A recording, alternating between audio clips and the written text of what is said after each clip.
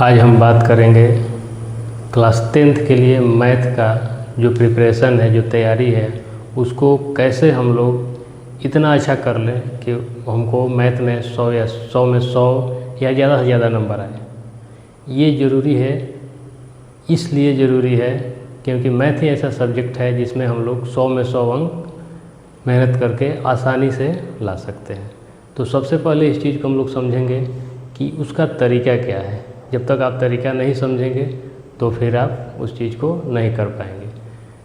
ये जो चीज़ है इसमें हमने लिखा है, देखिए दो चीज़, रूल और बुक। इसका नियम क्या है और बुक कौन सा किताब आपको उसके लिए पढ़ना है या उसका क्वेश्चन बनाना है। तो सबसे पहले हम लोग समझेंगे रूल को कि नियम क्या है। बुक तो हमारे पास सबके पास है, बुक सबके पास है, सारा बुक है, बहुत सारा कंटेंट है आज के समय में, लेकिन रूल सबको पता होना चाहिए। अगर आप रूल पता आपको होता है और आप उसको फॉलो करते हैं तो निश्चित ही आपका मैथ में ज़्यादा से ज़्यादा अंक आएगा। तो सबसे पहले समझिए क्या है रूल में। हमने लिखा है पहले बेसिक्स। तो बेसिक्स क्या है? बेसिक्स को हम लोग क्यों ज़रूरी समझते हैं? जब तक हमको ये पता नहीं रहेगा कि गाड़ी का एक्सीलेटर क्या है, ब्रेक क्या है, क्लच क्या है, उसका कार्य क्या है, तब तक हम लोग गाड़ी नहीं चला पाएंगे। उसी तरीक़ा से रूल हमारे लिए बिल्कुल ज़रूरी है। देखिए सबसे पहले बेसिक्स को हम लोग समझेंगे।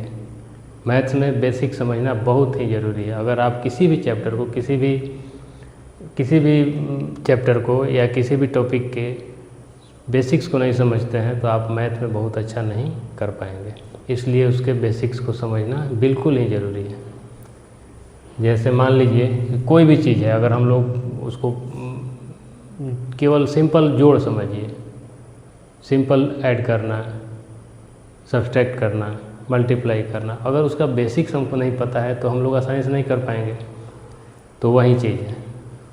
दूसरा चीज़ देखिए कंसेप्ट में क्या है, अगर हम बेसिक समझ गए, अब उस जो टॉपिक के, उस चैप्टर के कंसेप्ट को हमको समझना है कि उस चैप्टर में क्या क्या कंसेप्ट है, किस किस फार्मूले पे वो सारा चैप्टर बेस है, अलग अलग क्वेश्चन है उसका क्या कंसेप्ट है, अलग अलग टाइप्स का क्वेश्चन है तो उसका क्या कंसेप्ट है, इस चीज़ को समझना है। तो पहला हो गया कि आपका बेसिक्स को समझना है।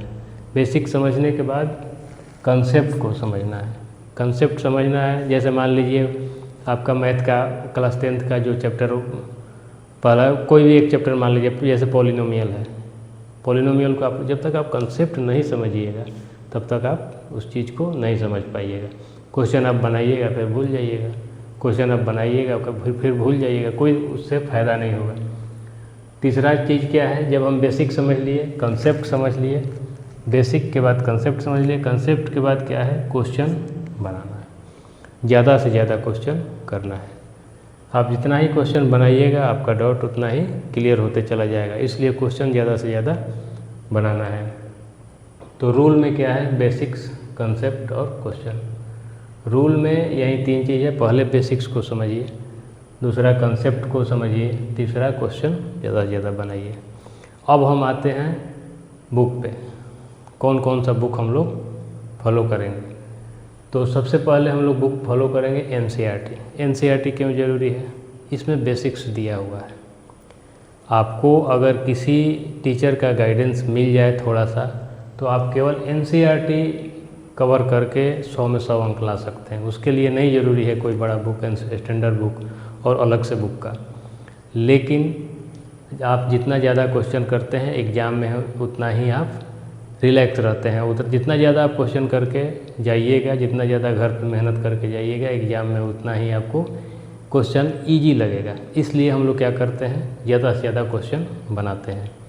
तो पहले क्या करेंगे, एनसीईआरटी को पहले करना है। एनसीईआरटी में बेसिक्स है, उसमें सारा कंसेप्ट तोड़ के दिया गया है, छोटा छोटा कंसेप्ट दिया गया, तो उसको आपको समझना है।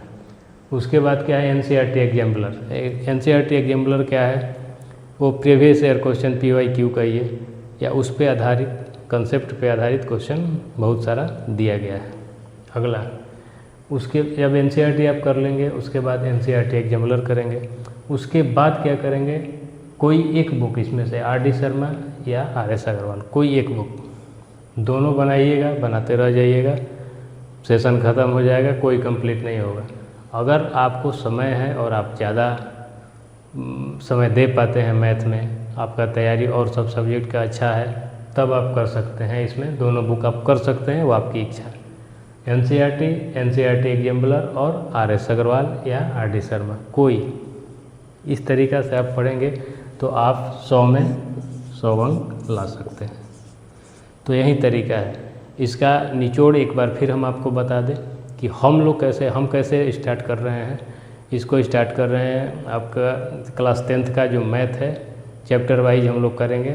चैप्टर वाइज जैसे चैप्टर कोई भी फर्स्ट चैप्टर आपका स्टार्ट होगा तो उसका हम लोग बेसिक्स पढ़ेंगे। फिर उसका जो कंसेप्ट है, जिस कंसेप्ट पे आधारित पूरा आपका चैप्टर है, कंसेप्ट पढ़ेंगे। फिर उसका क्वेश्चन करेंगे। क्वेश्चन में क्या करेंगे, पहले एनसीईआरटी करेंगे, फिर उसका एनसीईआरटी एग्जाम्पलर का करेंगे, और फिर कोई एक बुक इसका आर.डी. शर्मा या आर.एस. अग्रवाल का करेंगे।